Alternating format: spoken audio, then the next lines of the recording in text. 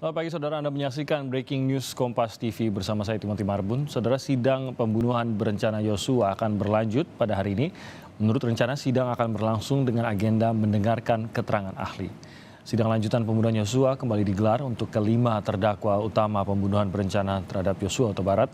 Sidang akan menghadirkan saksi ahli dari pihak terdakwa yakni Ferdy Sambo dan Putri Chandrawati.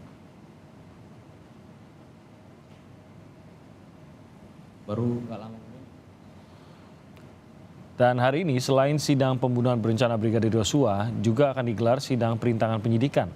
Pengadilan Negeri Jakarta Selatan menjadwalkan sidang bagi terdakwa Hendra Kurniawan, Agus Nurpatria, Cuk Putranto, dan Baikuni Wibowo. Agenda sidang mendengarkan keterangan saksi dari jaksa penuntut umum.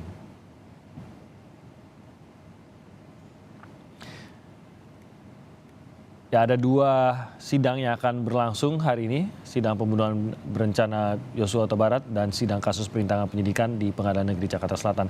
Kita akan simak perkembangannya bersama jurnalis Kompas TV, ada Renata Panggalo di sana. Renata, selamat pagi.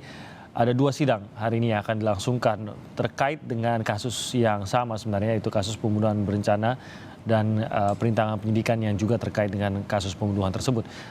Bagaimana nanti ini akan dilaksanakan di Pengadilan Negeri Jakarta Selatan? Apakah juga akan berbeda waktu pelaksanaannya? Dan siapa saja rencananya ahli maupun saksi yang akan dihadirkan dalam kedua sidang ini, Renata? Ya, selamat pagi Timothy dan juga saudara. Benar sekali, pada hari ini akan dilaksanakan sidang untuk dua perkara yang berbeda, yakni kasus pembunuhan berencana dan juga kasus perintangan penyidikan. Untuk sidangnya sendiri ini nanti akan ada 3 sidang yang akan diselenggarakan di ruangan yang berbeda, namun untuk waktunya akan diselenggarakan secara bersamaan.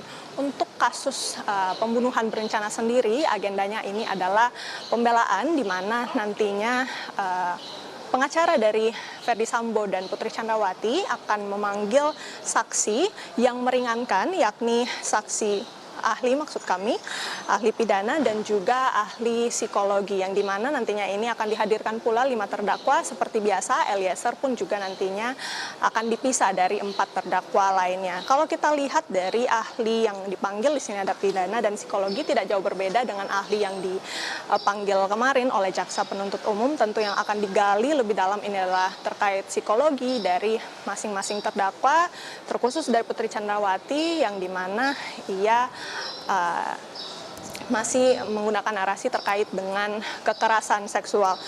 Selain itu juga nantinya Timothy akan dilaksanakan sidang untuk obstruction of justice atau perintangan penyidikan, yang dimana ada 2 sidang yang akan diselenggarakan secara bersamaan di ruangan yang terpisah.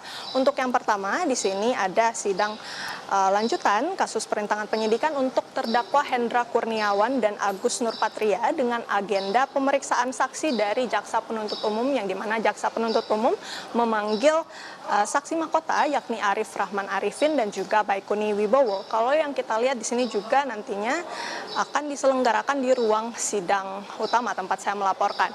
Kalau kita lihat juga dari saksi yang dihadirkan oleh JPU, di sini ada Arif Rahman dan juga ada Baikuni Wibowo, yang berarti ini kemungkinan akan digali lebih dalam terkait dengan mereka yang secara teknis memang terlibat dalam pengerusakan dari rekaman video CCTV, yang dimana kita ketahui Arif Rahman Arifin, Baikuni Wibowo, dan Cuk Putranto memang menonton video ataupun rekaman CCTV dari laptop milik Baikuni Wibowo, yang dimana juga sudah diketahui ada flash disk yang tertancap di laptop Baikuni Wibowo. Selain itu juga kita ketahui, Timothy dan juga saudara, dari Baikuni Wibowo sendiri juga sempat menyalin rekaman video CCTV di hard disk miliknya, sehingga tentu saja itu yang kita bisa prediksi apa yang kemudian akan digali.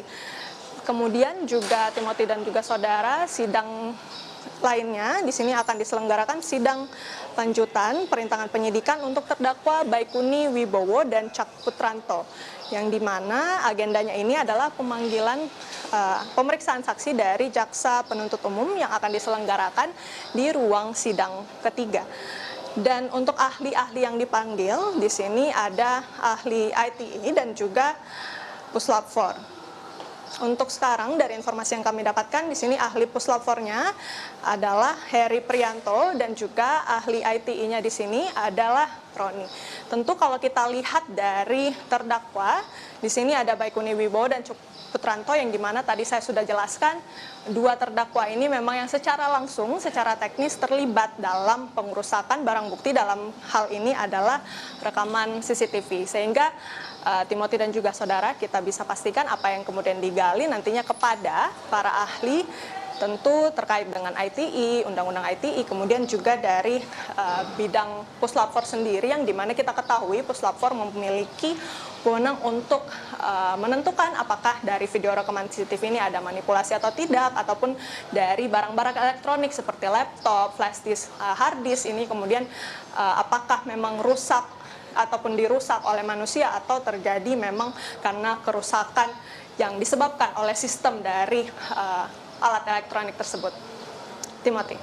Ya, Renata, terkait dengan ahli yang dihadirkan oleh Ferdy Sambo dan Putri Chandrawati, apakah ini juga namanya sudah diketahui, dan khususnya untuk ahli psikologi, apakah ini memang diketahui pernah menangani Ibu Putri, atau apa yang sudah diketahui sejauh ini terkait dengan kedua orang ini?